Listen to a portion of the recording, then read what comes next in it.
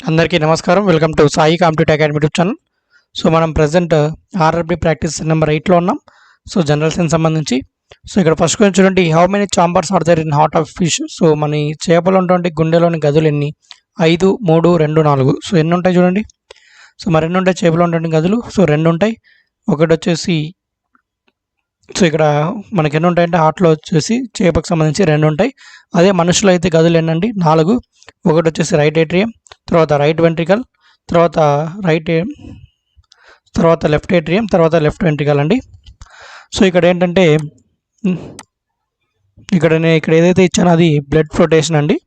So మానవునిలో జరిగేటువంటి రక్త ప్రసరణ అటువంటిది. సో ఇది ఆర్డరు. సో ఇది రీసెంట్గా మనకు కానిస్టేబుల్ ఎగ్జామ్ జరిగింది 2018లో ప్రిలిమ్స్ ఎగ్జామ్. సో అందులో అడిగినటువంటి బిట్ అండి. సో అంటే మానవుని శరీరంలో రక్తం ఏ విధంగా ప్రసరిస్తున్నటువంటిది, అంటే దేని నుంచి దేనికి వెళ్తుంది అంటే మొదట మానవుని రైట్ ఏట్రియం నుంచి రైట్ వెంట్రికల్కి వెళ్తుంది, అక్కడ నుంచి లంగ్స్కి వెళ్తుంది, లంగ్స్ నుంచి లెఫ్ట్ ఏట్రియం, తర్వాత లెఫ్ట్ వెంట్రికల్కి మనకైతే బ్లడ్ అయితే సర్క్యులేట్ అవుతుంది మానవ శరీరంలో. సో దానికని ఇక్కడ ఆర్డర్ రాశాను, ఇక్కడ లెఫ్ట్ అండి ఇక్కడ. సో ఇది గుర్తుపెట్టుకోండి. మానవులో ఉండే గుండెలో ఉండే గదులు ఏంటంటే 4, అదే చేపలు వచ్చేసి 2. నెక్స్ట్ చూద్దాం. Which of the following is an air born disease? అంటే గాలి ద్వారా సంక్రమించేటువంటి వ్యాధి ఏది కిందిలో? సో మీరు గాలి ద్వారా సంక్రమించే వ్యాధులు ఏవి, నీటి ద్వారా సంక్రమించేటువంటి వ్యాధులు ఏవి సో అనేటువంటిది తెలుసుకొని ఉండాలి. సో ఎగ్జామ్స్లో అడుగుతుంటారు. కలరా, మీజిల్స్, హెపటైటిస్ ఏ, టైఫాయిడ్. కింది ద్వారా గాలి ద్వారా సంక్రమించేటువంటి వ్యాధి ఏంటంటే మీజిల్స్. ఆప్షన్ మీలో ఉండే మీజిల్స్ అంటే answer. Next myopia is corrected by using. So myopia అనేటువంటిది మనము కింది వాటిలో ఏ లెన్స్ అనేటువంటిది యూజ్ చేసి మనము దాన్ని అయితే సరి చేయవచ్చు అంటున్నాడు. So concave lens, bifocal lens, convex lens, cylindrical lens. So myopia అంటే కంటికి వచ్చేటువంటి వ్యాధులు ఇవి, మయోఫియా అనేటువంటిది. సో మరి ఏ లెన్స్ అంటే కాన్కేవ్ లెన్స్ అండి. అదే హైపర్మెట్రోఫియా అంటే కాన్వెక్స్ లెన్స్ వస్తుంది. సో మయోఫియా వచ్చేసి కాన్కేవ్ లెన్స్ అనేటువంటిది యూజ్ చేస్తాము. తర్వాత హైపర్మెట్రోఫియా, సో హైపర్మెట్రోఫియా వచ్చేసి మనకు కాన్వెక్స్ లెన్స్ అనేటువంటిది యూజ్ చేయడం జరుగుతుంది. సో అర్థమైందా? నెక్స్ట్ చూద్దాం. సో ఇక్కడ వచ్చేసి వీటి గురించి నేను కొద్దిగా అయితే డిస్కస్ చేయబోతున్నాను. సో మయోఫియా గురించి, తర్వాత హైపర్మెట్రోఫియా గురించి. సో ఇక్కడ చూడండి, myopia is the term use to define being short side. Short side గురించి డిస్కస్ చేయడానికి యూజ్ చేసేటువంటి టర్మ్ ఏంటంటే మయోఫియా. సో మనకు ఒకవేళ షార్ట్ సైట్ అంటుంది అనుకోండి, సో దాన్ని మయోఫియా అంటారు కండిషన్ని, ఆ కండిషన్ని. సో మరి షార్ట్ సైట్ అంటే ఏ వస్తువులు కనిపిస్తాయి, ఏ వస్తువులు కనబడవు అనేది చూసుకుంటే, a myopic person has a clear vision when looking up the objects close to them but distant objects will not appear blurred. అంటే షార్ట్ సైటెడ్నెస్ అంటే అర్థం ఏంటంటే దగ్గరలో ఉన్నటువంటిది బాగా కనిపిస్తాయి, దూరంలో ఉన్నటువంటి వస్తువులు ఏవైతే ఉంటాయో అవి కనపడవు. సో అంటే లాంగ్లో ఉన్నటువంటి వస్తువులు కనపడవు, దగ్గరలో ఉన్నటువంటి వస్తువులు కనిపిస్తాయంటే దాన్ని ఏమంటారంటే షార్ట్ సైట్ అంటారు, లేదంటే మయోఫియా. మనకి ఏవైతే కనిపిస్తాయో సో అది గుర్తుపెట్టుకోవాలి. దగ్గరలో కనిపిస్తాయి కాబట్టి షార్ట్ కనిపిస్తాయి, అంటే దగ్గరలో మాత్రమే కనిపిస్తాయి, దూరం కనపడవు. సో షార్ట్ సైడెడ్నెస్ అంటారు, అంటే దగ్గర కనిపిస్తాయి కాబట్టి దాన్ని మయోఫియా అంటారు. నెక్స్ట్ వచ్చేసి హైపర్మెట్రోఫియా చూసుకున్నట్టయితే ఇక్కడ లాంగ్ ఉండేటువంటివి ఏవైతే ఉంటాయో అవి కనిపిస్తాయి, మనకు దగ్గరలో ఉన్నటువంటి కనపడవు కాబట్టి లాంగ్ కనిపిస్తాయి కాబట్టి లాంగ్ సైట్ అంటారు దాన్ని, లేదా హైపర్మెట్రోఫియా అనేటువంటిది అడుగుతారు. సో ఇక్కడ హైపర్మెట్రోఫియా ద్వారా ఏంటంటే లాంగ్లో ఉన్నటువంటిది కనిపిస్తాయి, కానీ ఏవైతే వాళ్ళకి దగ్గరలో ఉంటాయో అవి వాళ్ళకు కనిపించవు. సో ఇది లాంగ్ సైట్. సో ఇవి ఖచ్చితంగా మనకి ఎన్నో ఎగ్జామ్స్లో అడిగాడు. సో మయోఫియా లేదా షార్ట్ సైడెడ్నెస్ అంటే దగ్గర కనిపిస్తాయి, దూరంవి కనపడవు. హైపర్మెట్రోఫియా లేదా లాంగ్ సైట్ అంటే దూరంవి కనిపిస్తాయి, దగ్గరవు మనకు కనిపించవు. సో అర్థమైందా? సో ఇక్కడ రెటీనా అనేటువంటిది ఎక్కడ ఏర్పడుతుంది అంటే మన లైట్ అనేటువంటిది చూడండి. ఇక్కడ మయోఫియా చూసుకున్నట్టయితే అంటే ఎందుకు ఈ కండిషన్ ఏర్పడుతుంది, ఎందుకు మనకు దూరం కనిపించడం అంటే because light is focused in front of the retina and being two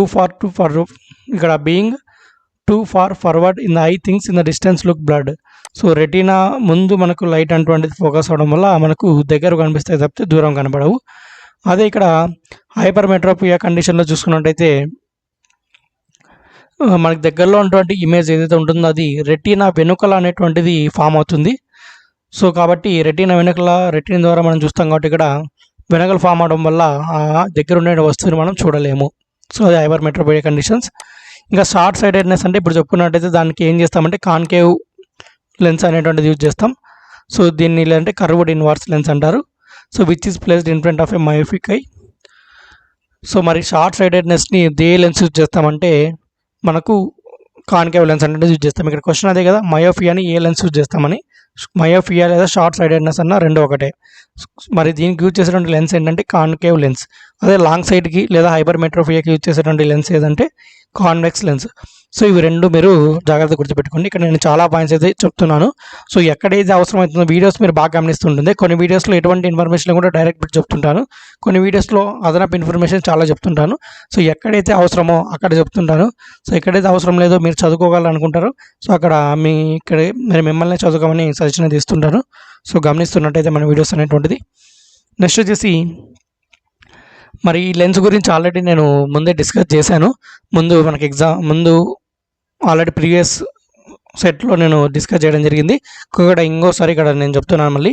మరి లెన్స్ ఏవైతే మిడిల్లో తిక్కుండి తర్వాత ఎడ్జెస్లో తిన్ ఉంటాయో, సో ఇక్కడ లెన్స్ అనుకుంటే ఇక్కడ మధ్యలో బాగా మందంగా ఉండేటువంటి దాన్ని కాన్వెక్స్ లెన్స్ అంటారు. అలాగే ఏవైతే ఎడ్జెస్లో బాగా మందం ఉంటాయో వాటిని కాన్కేవ్ లెన్స్ అంటారు. సో మధ్యలో మందము తర్వాత ఎడ్జెస్లో తిన్నుగా ఉంటే పల్చాగా ఉన్నట్టయితే వాటిని కాన్వెక్స్ లెన్స్, అండ్ మధ్యలో పల్చాగా ఉండి మనకు ఎడ్జెస్లో బాగా మందంగా ఉన్నట్టు అటువంటి వాటిని కాన్కేవ్ లెన్స్ అంటారు. సో ఇవి గుర్తుపెట్టుకోవాలి. మరి కాన్వెక్స్ లెన్స్కి ఉన్నటువంటి ఇంకొక పేరు అంటే కన్వర్జింగ్ లెన్స్ అంటారు. అదే కాన్కేవ్ లెన్స్కి ఉన్నటువంటి ఇంకొక పేరు ఏంటంటే డైవర్జింగ్ లెన్స్. సో మీరు ఇవన్నీ కూడా గుర్తుపెట్టుకోవాలి. ఎగ్జామ్స్లో ఇక్కడ ఉన్నటువంటి పేజ్లో డిస్ప్లే అవుతున్న వీటన్నిటి మీద ఆల్మోస్ట్ 10 నుంచి 15 బిట్లు ప్రీవియస్గా చూసుకున్నట్టయితే ఆర్ఆర్బీ ఎగ్జామ్స్లో అడిగాడు, కేవలం ఈ పేజీ నుంచే. కాబట్టి ఇక్కడ లెన్స్ ఏవి యూజ్ చేస్తారు, సో ఏ సైడ్కి ఏ యూజ్ చేస్తారు, సో ఎటువంటి కండిషన్ని మయోపియా అంటారు, సో హైపర్మెట్రోపియా అనే ఏ కండిషన్ అంటారు, వాడికి ఉపయోగించేటువంటి లెన్స్ ఏంటి, సో అప్పుడు అంటే ఇమేజ్ ఎక్కడ ఫామ్ అవుతుంది, రెటీనా ముందు ఫామ్ అవుతుంది మయోపియాలో, అదే హైపర్మెట్రోపియాలో అయితే రెటీనా వెనుక ఫామ్ అవుతుంది. తర్వాత మిడిల్లో మనకు బాగా తిక్కుండి ఎడ్జెస్లో తిన్నటువంటి లెన్స్ని ఏమంటారు, అలాగే మిడిల్లో తిన్నుగుండి ఎడ్జెస్లో తిక్కు ఉండేటువంటి లెన్స్ని ఏమంటారు, అలాగే ఇక్కడ ఉన్నటువంటి కాన్వెక్స్ లెన్స్ కాన్కేవ్ లెన్స్ యొక్క ఇతర పేర్లు ఏంటి, సో ఇవన్నీ కూడా మనకు అడుగుతాడు. సో ఇవన్నీ కూడా బాగా చూసుకోవాలి. సో అర్థమైందా? నెక్స్ట్ చూద్దాం. What is the other name for vitamin B3? Vitamin B3 కల ఇంకొక నేమ్ ఏంటి? మరి ఆన్సర్ ఏంటంటే నికోటినిక్ యాసిడ్ అండి, సింపుల్. నెక్స్ట్ అండి, at what time of the day is the relatively humidity normally at minimum? So మరి ఒక రోజులో మనకు ఏదైతే హ్యూమిడిటీ ఉంటుందో అది మినిమం స్టేజ్లో ఉంటుంది. సో వెన్ ద టెంపరేచర్ అనేది లోయెస్ట్ ఉన్నప్పుడు, లేదంటే సన్ రైజ్ ముందా, లేదా వెన్ ద టెంపరేచర్ ఇస్ హైయెస్టా, లేదంటే అబౌట్ మిడ్ నైటా. సో ఎప్పుడంటే మనకు టెంపరేచర్ అనేటువంటిది హైయెస్ట్గా ఉన్నప్పుడు మనకు ఒక రోజులో హ్యూమిడిటీ అనేటువంటిది మనకు మినిమంగా అనేటువంటిది ఉండడం జరుగుతుంది. Next universal indicators of pH of 7 is shown with. మరి pH వాల్యూ 7 ఉన్నట్లయితే దానికి సంబంధించి దేనికైనా, సో ఆ pH వాల్యూ 7 ఉంటుంది, ఏ కలర్తో యూజ్ చేస్తామంటున్నాడు యూనివర్సల్ ఇండికేటర్స్లో. ఎల్లో కలరా, బ్లూ కలరా, పింక్ కలరా, లేదంటే గ్రీన్ కలరా? మరి ఆన్సర్ ఏంటంటే గ్రీన్ కలర్తో యూజ్ చేస్తాం. గ్రీన్ కలర్తో మనము యూజ్ చేస్తాం. So correct option C, green colour is the correct answer ఇక్కడ. మరి pH వాల్యూకి సంబంధించి నేను కొద్దిగా ఇన్ఫర్మేషన్ ఉండే చూసుకున్నట్టు ఇక్కడ దాదాపు ఒక 4-5 పేజీలు ఉంది. సో అదంతా వీడియో వరకు మీకు షార్ట్కట్లో చెప్పడానికి ప్రయత్నం చేస్తాం. సో మరి pH అనేటువంటిది డెఫినేషన్ నేను అడగచ్చు డైరెక్ట్గా. pH అనేటువంటిది లాగరిథం H+i యొక్క నెగిటివ్ లాగరిథాన్ని మనము pH అనేటువంటి డిఫైన్ చేస్తాం. pH is defined as the negative logarithm of H+ion concentration. pH అంటే minus negative logarithm of H+ion concentration, minus log H+ ఏదైతే ఉందో దాన్ని pH అంటారు. సో ఇక్కడ ఉన్నటువంటి దాన్ని ఇక్కడ డెఫినేషన్ రూపంలో చెప్తే negative logarithm of H+ion concentration, so అంటే హైడ్రోజన్ పవర్ అని చెప్పుకోవచ్చు, పవర్ ఆఫ్ హైడ్రోజన్. నెక్స్ట్ వచ్చేసి ఈ యొక్క pH వాల్యూలో వాల్యూస్ ఏముంటాయంటే 0 నుంచి 14 కానీ లేదంటే 1 నుంచి 14 కానీ ఏదైనా సరే ఆప్షన్లో మొత్తం 14 వాల్యూస్ అంటూ ఉంటాయని చెప్పుకోవచ్చు pH స్కేలు. మరి ఈ pH స్కేల్ని ఎవరు మనకు డిజైన్ చేయడం జరిగిందంటే 1909లో PL సొరెన్సన్ అనేటువంటి ఈయన మనకి ఈ యొక్క pH స్కేల్ అయితే మనకు రిప్రజెంట్ చేస్తాడు. సో ఒక అక్వేస్ సొల్యూషన్లో ఉన్న H+ion కాన్సన్ట్రేషన్ చెప్పడం కోసం ఈ pH స్కేల్ని మనకు తీసుకొచ్చింది ఎవరంటే మనకు SPL సొరెన్సన్. సో ఇది కూడా చాలా ఇంపార్టెంట్ బిట్ pH స్కేల్ సంబంధించి. మరి pH స్కేల్ ఏదైతే ఉందో ఇందులో 0 నుంచి 7 వరకు ఉన్నటువంటి పదార్థాలు ఏవైతే ఉన్నాయో ఇక్కడ 0 to 7 అంటే 6 వరకు ఉన్నట్టు అనుకోండి. సో వాటిని యాసిడ్ అంటారు. ఇక్కడ ఉన్నటువంటి వాటిని కూడా యాసిడ్స్. వాటి యొక్క pH వాల్యూ 1 నుంచి 6 మధ్యలో లేదా 0 to 6 మధ్యలో ఉన్నట్టయితే దాన్ని యాసిడ్ అంటారు. ఒకవేళ 7 ఉన్నట్టయితే ఎగ్జాక్ట్ 7 దాన్ని న్యూట్రల్ అంటారు. ఒకవేళ 7 పైన 7.1 సో 7.2 సో అలా అక్కడ నుంచి తర్వాత 14 వరకు ఉండే దాన్ని బేసెస్ అంటారు. సో యాసిడ్స్ బేసెస్ అర్థమైందా? సో యాసిడ్ వచ్చేసి మనకు 0 to మనకు 6.9 వరకు ఉన్నటువంటి వాటిని యాసిడ్స్, ఎగ్జాట్ 7 ఉంటే న్యూట్రల్, తర్వాత 7.1 నుంచి 14 వరకు ఉన్నట్టయితే వాటిని బేసెస్ అంటారు. సో అర్థమైంది. తర్వాత ఇక్కడ చూసుకున్నట్టయితే 1, 2, 3, 4 అంటే అది స్ట్రాంగ్ అని అర్థము. ఏదైతే మరి చివరికి 6.9 దగ్గరికి వెళ్తుంటుందో అంటే ఇలా ఫార్వర్డ్ డైరెక్షన్ తీసుకున్నట్టయితే అది స్ట్రాంగ్ ఉంటుంది మొదట్లో. ఇంకా తక్కువ pH వాల్యూ 6.7, 6.8 అనుకోండి. సో అప్పుడు ఏంటంటే తక్కువ యాసిడిక్ నేచర్ ఉంటుంది దాని వాటి యొక్క ఎలిమెంట్ కానీ పదార్థం యొక్క తీసుకున్నట్టయితే. ఒకవేళ 7 ఉంటైతే న్యూట్రల్. తర్వాత 7 నుంచి 14కి వెళ్ళేటప్పుడు మొదట్లో వీక్ ఉంటుంది. 6.9, 7.1, 7.2 అన్నీ కూడా వీకే. సో వెళ్ళే కొద్దీ 14 అంటే ఫుల్ స్ట్రాంగ్. గుర్తుపెట్టుకోండి, ఇక్కడ 1 అన్న ఫుల్ స్ట్రాంగే, 14 అన్న ఫుల్ స్ట్రాంగే. ఏమంటే ఇక్కడ ఫుల్ స్ట్రాంగ్ యాసిడ్ అవుతుంది, ఇక్కడ ఫుల్ స్ట్రాంగ్ బేస్ అవుతుంది. ఇంకా మధ్యలో ఇంకా ముందుకు వెళ్ళే కొద్దీ ఇక్కడ వీక్ అవుతూ ఉంటాయి. సో ఇక్కడ వచ్చేసి స్ట్రాంగ్ టు వీక్ అవుతాయి యాసిడ్స్ వచ్చేసి. బేసెస్ వచ్చేసి వీక్ నుంచి స్ట్రాంగ్కి వెళ్తాయి అన్నట్టు నెంబర్ లైన్ గుర్తుపెట్టుకున్నట్టయితే. సో ఇవి గుర్తుపెట్టుకోండి, ఎలాగైనా సరే మీ యొక్క అవగాహన బట్టి మీరు ఎలాగైనా గుర్తుపెట్టుకోండి ఇవి. సో ఇక్కడ ఇప్పుడు మన క్వశ్చన్లో ఇచ్చాడు కదా, మరి క్వశ్చన్లో ఇచ్చినట్టుగా యూనివర్సల్ ఇండికేటర్స్, ఇవి యూనివర్సల్ ఇండికేటర్స్. సో మరి యూనివర్సల్ ఇండికేటర్స్ వచ్చేసి మొత్తం మనకి ఇక్కడ చూసుకుంటే 5 కలర్లు వచ్చాయి ఇక్కడ. సో <3 ఉన్నట్టయితే ఒక వస్తువు యొక్క pH వాల్యూ <3 ఉన్నట్టయితే దాన్ని స్ట్రాంగ్ యాసిడ్ అంటాము. సో ఇక్కడ చూసుకున్నట్టయితే మనకు 3 వరకు అంటే ఆల్మోస్ట్ స్ట్రాంగ్ యాసిడ్స్ ఇక్కడ. సో స్ట్రాంగ్ యాసిడ్ అంటారు దాన్ని. సో దాన్ని ఏ కలర్తో సూచిస్తారంటే రెడ్ కలర్తో సూచిస్తారు. సో నెక్స్ట్ వచ్చేసి 3 to 6 ఉన్నట్టయితే pH వాల్యూ దాన్ని వీక్ యాసిడ్ అంటారు. సో దీన్ని ఆరెంజ్ లేదా ఎల్లో కలర్తో సూచించడం జరుగుతుంది. ఇక్కడ మీరు గమనించినట్టయితే orange colour, yellow colour, so ఇవి రెండు ఉన్నాయి. సో దాని వెయిట్లో ఏదో ఒక దాంతో సూచిస్తుంటారు, ఆరెంజ్ లేదా ఎల్లో. మీకు ఆప్షన్స్లో ఏదో ఒకటి మాత్రమే ఇస్తాడు, ఆరెంజ్ లేదా ఎల్లో, రెండు ఇవాడు కన్ఫ్యూజ్ చేయడానికి. నెక్స్ట్ వచ్చేసి ఎగ్జాట్ 7 ఉంటే ఇప్పుడు క్వశ్చన్ అడిగినది గ్రీన్ కదా, ఎగ్జాట్ 7 ఉంటే గ్రీన్ చెప్పాం. తర్వాత 8 to 11 ఉంటైతే అది వీక్ ఆల్కలీ లేదా weak base. So weak base వచ్చేసి బ్లూ కలర్తో సూచిస్తాం. అదే గ్రేటర్ దెన్ 11 ఉంటే 11 to 14 అని చెప్పుకోవచ్చు. ఇంకా దాన్ని స్ట్రాంగ్ ఆల్కలీ అవుతుంది, స్ట్రాంగ్ బేస్. దాన్ని వైలెట్ లేదా ఇండిగోతో మనమైతే సూచించడం జరుగుతుంది. లేదంటే ఇంకా పర్పుల్ కలర్ మనకు సో వైలెట్ లేదా ఇండిగో లేదా పర్పుల్, సో ఏదన్నటువంటి మనకు ఆన్సర్ అవుతుంది. సో ఇవి మన కలర్స్ వచ్చేసి యూనివర్సల్ ఇండికేటర్స్ ఇవి. సో ఇది ఒక స్క్రీన్ షాట్ తీసుకొని అయినా రాసుకోండి, కంపల్సరీగా మీకు వీటిలో ఏదో ఒక బిట్టుపడచ్చు. నెక్స్ట్ వచ్చేసి ఇంకా కొన్ని సొల్యూషన్స్ యొక్క pH వాల్యూ చూసుకున్నట్లయితే వినిగర్ pH వాల్యూ వచ్చేసి 2.4 to 3.4 ఉంటుంది. అంటే ఇది స్ట్రాంగ్ యాసిడ్ అని చెప్పుకోవచ్చు.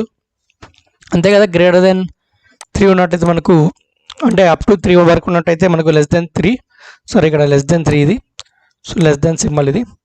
<3 వరకు ఉన్నట్టయితే అది స్ట్రాంగ్ యాసిడ్ అవుతుంది. వైన్ చూసుకుంటే 2.8 to 3.8 అంటే ఇది కూడా అసిడిక్ నేచర్ స్ట్రాంగ్గానే ఉన్నట్టే. ఇంకా బీర్ చూసుకుంటే 4.0 to 5.0 అంటే కొద్దిగా తక్కువ యాసిడిక్ అని చెప్పుకోవచ్చు ఇది. ఇంకా కాఫీ చూసుకుంటే 4.5 to 5.5 ఇది కూడా లెస్ యాసిడికే. యూరిన్ వచ్చేసి 5.5 to 7.5 అంటే ఆల్మోస్ట్ ఇది బేస్ లాగా కన్వర్ట్ చేసుకోవచ్చు.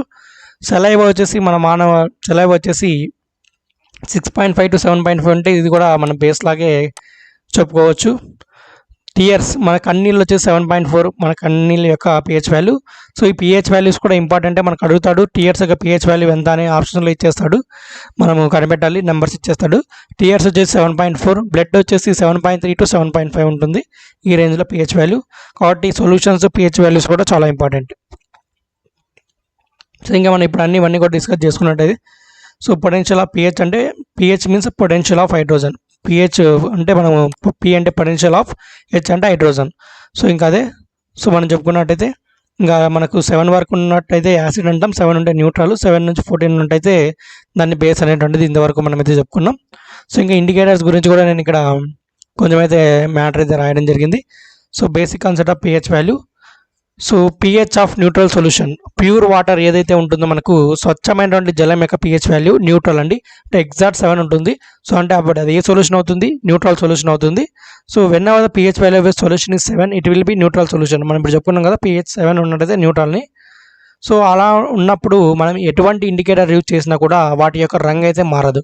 సో నీటిలోకి ఎటువంటి రంగు వేస్తే కూడా అంటే మనం యూజ్ చేస్తాం కదా కొన్ని ఇండికేటర్స్ అనేటువంటిది ఆ యొక్క సొల్యూషన్ యొక్క నేచర్ కనుక్కోవడానికి, యాసిడ్ ఆఫ్ బేస్ అని కనుక్కోవడానికి మనము కొన్ని సొల్యూషన్స్ అయితే యూజ్ చేస్తున్నాం, ఇండికేటర్స్. సో మిథైల్ ఆరెంజ్ అలాంటివి. సో అలాంటివి యూజ్ చేసినప్పుడు ఎటువంటి కలర్ ఎఫెక్ట్ అయితే చూపించదు. ప్యూర్ వాటర్ అయితే, ప్యూర్ వాటర్, మళ్ళీ మనం రోజు వాడేటువంటి వాటర్ కాదు, ప్యూర్ వాటర్ ఉండాలి. సో అది. నెక్స్ట్ వచ్చేసి pH of an acidic solution. Acidic solution యొక్క pH సంబంధించి చూసుకుంటే ఏవైతే <7 ఉంటాయో pH వాల్యూ అవన్నీ కూడా అసిడిక్ సొల్యూషన్సే. So whenever pH value <7 it will be acidic in nature చెప్పాము. ఆ తర్వాత ఇది ఏం చేస్తుందంటే 7 అంటే మనం ఏదైతే మనము ఇండికేటర్స్ యూజ్ చేస్తాం కదా, మిథైల్ ఇండికేటర్ కానీ, సో మిథైల్ ఆరెంజ్, పింక్ లేదా ఫినాప్థలిన్ ఏదైతే ఉంటుందో, సో దాన్ని యూజ్ చేసినప్పుడు బ్లూ లిట్మస్ అనేటువంటిది రెడ్ లిట్మస్గా మారినట్టయితే దాన్ని అసిడిక్ సొల్యూషన్ అంటాము. ఒకవేళ రెడ్ నుంచి బ్లూ మారినట్టయితే దాన్ని బేసిక్ సొల్యూషన్ అంటారు. కింద వచ్చేసి బేస్ సొల్యూషన్ ఉంటుంది. సో బ్లూ టు రెడ్ మారితే యాసిడ్ అని, అదే రెడ్ టు బ్లూ మారినట్టయితే బేస్ అని. అంతే కదా, రెడ్ కలర్ ఉన్నట్టయితే మనకి యాసిడ్ అనే కదా అర్థము. ఇక్కడ చూసుకున్నట్టయితే రెడ్ లైక్ మారిందంటే, అదే బ్లూ లైక్ మారిందంటే ఏంటి అర్థము, అది వీక్ అంటే ఆల్కలీ అంటే బేస్ అనే కదా అర్థము. సో అదనమాట. సో ఇక్కడ ఉన్నది అదే, అంతే. మనం ఇక్కడ ఇండికేటర్స్గా మిథైల్ ఆరెంజ్, పింక్ లేదంటే ఫినాప్థలిన్ అయితే యూజ్ చేస్తుంటాం. సో అది. సో ఇది pH సంబంధించి కొద్దిగా బేసిక్ కాన్సెప్ట్ అయితే మీకు ఇక్కడ చెప్పాను. నెక్స్ట్ చూద్దాం. Indicate the chemical constituent of vitamin D. So vitamin D యొక్క కెమికల్ కాన్స్టిట్యూయెంట్ అంటే కెమికల్ నేమ్ ఏంటి అంటున్నాడు. సో ఏడీఈకి ఏంటంటే మనకు కొవ్వులు కలిగేటువంటి విటమిన్లు. సో విటమిన్ డి యొక్క కెమికల్ నేమ్ ఏంటంటే క్యాల్సిఫెరాల్. నెక్స్ట్ అండి, the process of transferring of charge from a charged object to the earth is called. ఒక చార్జ్డ్ ఆబ్జెక్ట్ నుంచి మనము ఎర్త్కు ట్రాన్స్ఫర్ చేసేటువంటి ఛార్జ్ని ఏమంటారంటే డిశ్చార్జింగా, స్కిమ్మింగా, ఛార్జింగా, ఎర్తింగా. ఒక ఛార్జ్ అనేటువంటిది ఒక చార్జ్డ్ ఆబ్జెక్ట్ నుంచి చార్జ్ అనేటువంటిది ట్రాన్స్ఫర్ చేయడాన్ని ఎర్త్కు ఏమంటారు? Discharging, skimming, charging, earthing. So earthing అంటారు. సో ఇది మనం జనరల్గా మనం గమనించినట్లయితే మన నిత్య జీవితంలో యూజ్ చేస్తున్న ఎర్తింగ్ సంబంధించి. సో ఇది. నెక్స్ట్ చూద్దాం. Ethylene gas promotes. So ethylene gas అనేటువంటిది దేన్ని ప్రమోట్ చేస్తుంది? దీనిలో ఏంటంటే ఫ్రూట్ రైపనింగ్ ఆన్సర్. సో మనం పండ్లు అనేటువంటిది మాగించడానికి మనకి అందులో మనకి ఏ దాన్ని యూజ్ చేస్తారంటే ఇథిలిన్ అయితే యూజ్ చేస్తారు, త్వరగా పండ్లు అనేటువంటిది మాగడానికి. So ethylene. నెక్స్ట్ చూడండి, what does the negative value of a sigma signify for a substituent. So sigma అంటే నెగిటివ్, సిగ్మా అంటే సిగ్మా యొక్క నెగిటివ్ అనేటువంటిది దేన్ని సూచిస్తుంది కింది వాటిలో? అది ఎలక్ట్రానిక్ విత్డ్రాయింగ్ అనా, ఇట్ ఈస్ హైడ్రోఫోబిక్ అనా, ఇట్ ఈస్ ఎలక్ట్రాన్ డొనేటింగ్ అనా, ఇట్ ఈస్ న్యూట్రల్ అనా? మరి దీనికి ఆన్సర్ ఏంటంటే negative value of a sigma signify ఏంటంటే అది ఎలక్ట్రానిక్ డొనేటింగ్ అని చూపిస్తుంది. సో ఇక్కడ చూసుకున్నట్లయితే మీకు ఈ negative value of a sigma, so ఈ సిగ్మా అంటే ఇది ఇక్కడ సింబల్ కనిపిస్తుంది కదా. సో ఈ నెగిటివ్ వాల్యూ ఆఫ్ సిగ్మా అంటే minus sigma signifies an electron donating substituent. ఒకవేళ పాజిటివ్ సిగ్మా ఉంటే, నెగిటివ్ అంటే నెగిటివ్ ఉన్నట్టయితే అది డొనేట్ చేస్తుందని ఎలక్ట్రాన్ని. అదే పాజిటివ్ ఉన్నట్టయితే అది ఎలక్ట్రాన్ అనేటువంటిది తీసుకుంటుందని. Positive sign signifies an electron withdrawing substituent అంటే ఎలక్ట్రాన్ అనేటువంటిది తీసుకుంటుందని.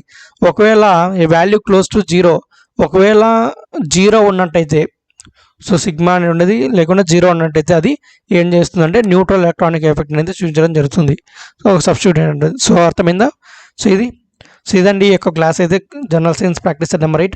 సో మరి వీడియో లెంత్ ఎక్కువే ఉంటుంది, మేము చాలా పాయింట్స్ అయితే డిస్కస్ చేసాము ఇక్కడ. సో వీడియో నచ్చితే లైక్ చేయండి, షేర్ చేయండి, సబ్స్క్రైబ్ చేసుకోండి తప్పకుండా. అలాగే ప్రతిరోజు ఫ్రీ డైలీ టెస్ట్ రాయడం కోసం మన యొక్క యాప్ అయితే డౌన్లోడ్ చేసుకోండి. ఇలాంటి మరిన్ని ప్రాక్టీస్ కోసం నెక్స్ట్ వీడియో కలుద్దాం. అంతవరకు సెలవు. జై హింద్.